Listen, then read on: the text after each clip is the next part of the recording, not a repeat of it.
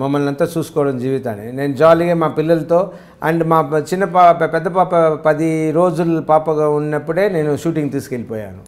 అప్పటి నుంచి నేను ఎక్కడ షూటింగ్ అవుట్డోర్ వెళ్తే వాళ్ళు లేకుండా నేను వెళ్ళను.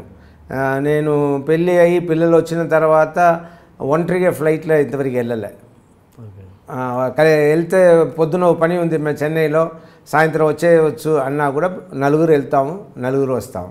ఎందుకంటే అది ఓ భయం ఏంటంటే నాకు ఫ్లైట్ అంటే నా కారు నేనే నడుపుతాను. ఏ ఫారిన్ కంట్రీ వెళ్ళినా కూడా నేనే నడుపుతాను.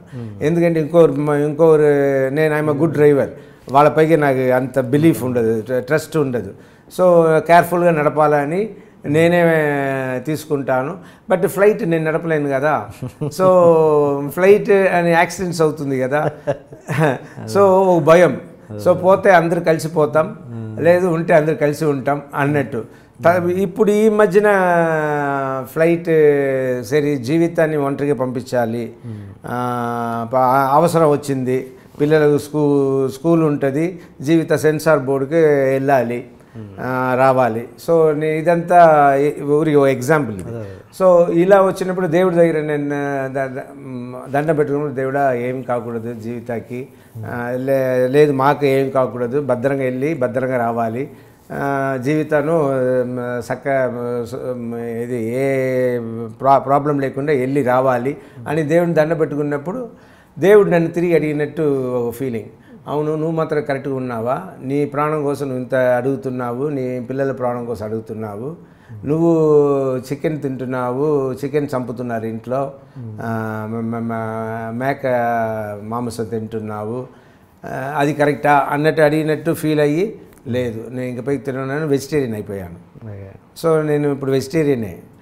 ఇంతకుముందు 5 years కంటిన్యూస్గా వెజిటేరియన్గా ఉన్నాను. తర్వాత నా యాక్టింగ్ ఈ ఫీల్డ్లో ఉన్నదాని ఉంటున్నావు కాబట్టి వెయిట్ తగ్గిపోతున్నావు, నువ్వు స్ట్రాంగ్ లేదు అని మా మమ్మీ జీవిత అందరూ నన్ను ఫోర్స్ చేసి, పిల్లలు అందరూ ఫోర్స్ చేసి మధ్యలో ఒక 2 years ఐ వాస్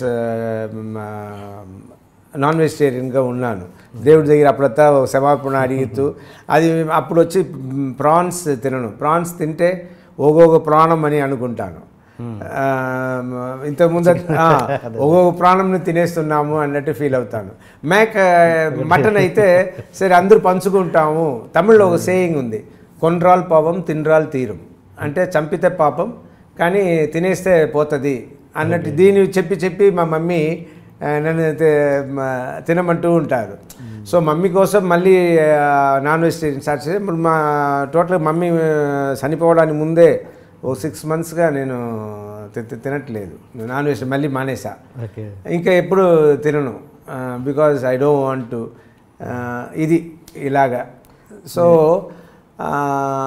నా responsibilities only 2 responsibilities I take. One is acting, second thing is medicine.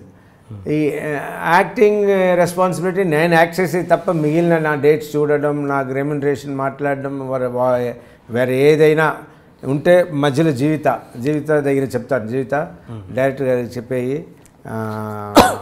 ఇలా అని, లేదా ఆయనకి చెప్పే ప్రొడ్యూసర్ గారికి చెప్పేయి ఇలా అని జీవితాన్ని మధ్యలో ఎక్కువ పెట్టుకుంటాను.